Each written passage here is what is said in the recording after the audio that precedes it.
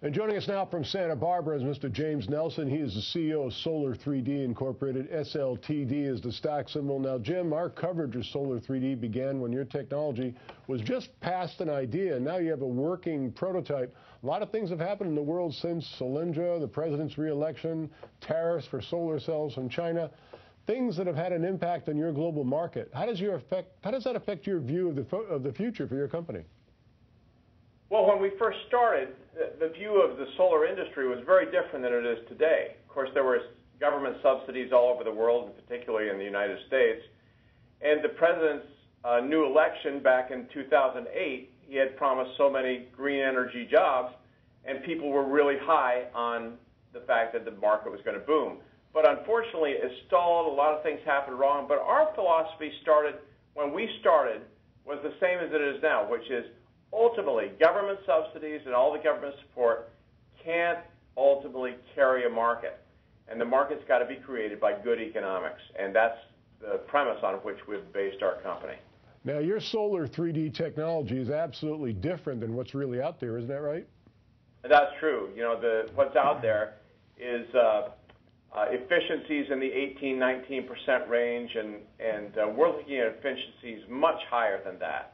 And our anticipation is that we're going to be able to create a lot more power out of a lot smaller space for less cost, and that's been our objective all along. Well, Jim, now wasn't Solyndra, the famous or the infamous failed company, trying to accomplish the same thing?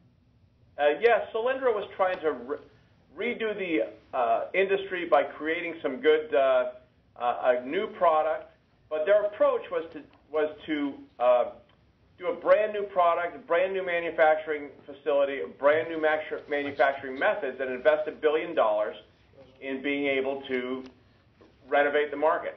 However, it flopped badly because of all the expenditures that they put into it. The capital cost was just crushing to them.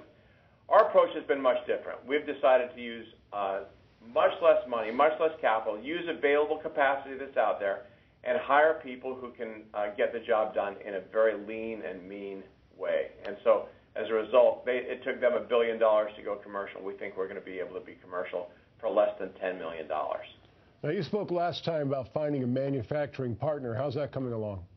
That's coming along very well. We've got a lot of interest from people within the United States and, frankly, outside of the United States. Our real focus, though, is on United States solar companies and semiconductor companies. Intel, national semiconductor companies like that would be ideal partners, and we've got some high degree of interest from a number of companies. Just about out of time, Jim, but why is this a good time for people to take a closer look at your company?